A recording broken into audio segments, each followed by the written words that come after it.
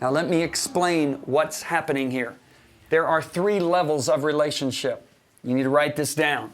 Number 1, it is the lowest level of a relationship. That is the physical. Everybody say the physical. Okay? This is the level of relationship, unfortunately, that many people get married off of. Right. She's got a great body. He's got a hot body. And they ignore everything else. I can ignore that. I know we don't get along. I know we don't talk very much together. But my goodness, I need this girl. And they get married. So they get married on the physical level, right? Unfortunately, the soul level wasn't developed.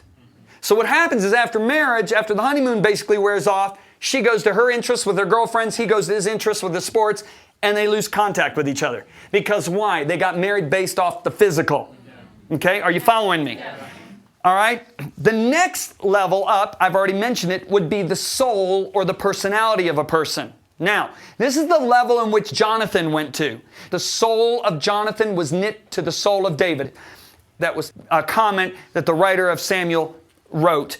David made this comment. I am distressed for you, my little brother Jonathan. You have been very pleasant to me. Your love to me was wonderful, surpassing the love of a woman. He was not talking about a perverted relationship with Jonathan. He was talking about their souls were so tightly knit. They were so connected in their souls that it went even beyond the connection of soul he had with his wives like Michal and Abigail. Well, actually it was just Michal then. Are you with me? Because Michal was the only wife he had then.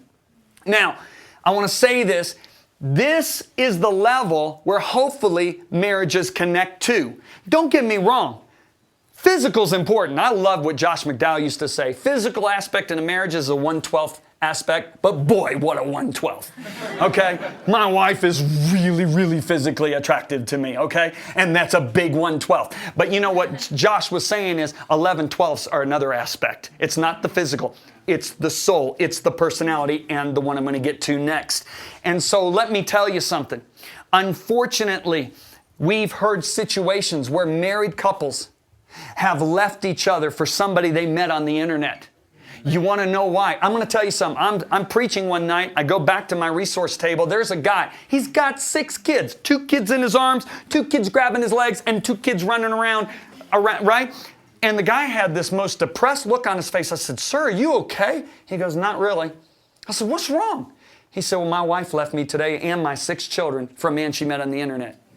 She developed a soulish relationship with this guy on the internet to where it surpassed the physical and the soulish relationship she had with her own husband with 6 children.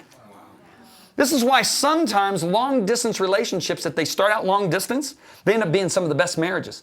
Because you don't have the aspect of, oh, look at his biceps, or, oh, boy, look at her curves. You know, you don't have that standing in the way, blocking you from going to that level of the soul. Are you seeing this? And so that is the soulish or the personality level. The highest level of a relationship would be the spiritual level. Now, this would be the level that Jesus was talking about with Thomas, all right? 1 Corinthians 2:11 makes this statement. For who among men knows the thoughts of a man except the spirit of man which is in him? In other words, you don't know the true thoughts and intentions and motives of a human being except for the spirit of that person that's in him, right? The closest relationships I've had are spiritual. So, I didn't realize this in my early walk. I remember there were people I got closer to than Lisa. I remember early in our marriage, there was a guy, I prayed with this guy, we talked about the Word constantly, and we became very close to where there became times I started listening to him over my wife. Stupid, really stupid, okay? After God revealed how wrong this was and I got out of this, I realized I got to get close with her. So, you know, Lisa and I were celebrating our 30th last week. You know, some of my favorite times I remember with Lisa is when we were sitting by the pool talking about the Word of God. We were talking about this curriculum taping. I was sharing with her things that God was putting in my heart, and she was sharing with me, and I was getting so enlightened.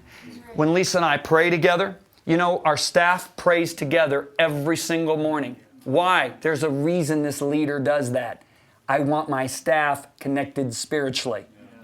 You get connected with people on the spiritual level when you fellowship with them around the Word and you pray with them. You walk with them. You understanding what I'm saying? Because why? You really don't know a person until you know their spirit. You know what's so interesting? People walk up to me and they'll start trying to talk to me out of the Bible, and I know they're talking out of their heads. Want to know why? Because it's so tiring. My mind gets exhausted. But then people come up to me and they speak from their spirit. I could talk to those people for hours. I could talk to Lisa for hours about the Word and not get tired. Want to know why? Because it's coming out of her spirit. Right.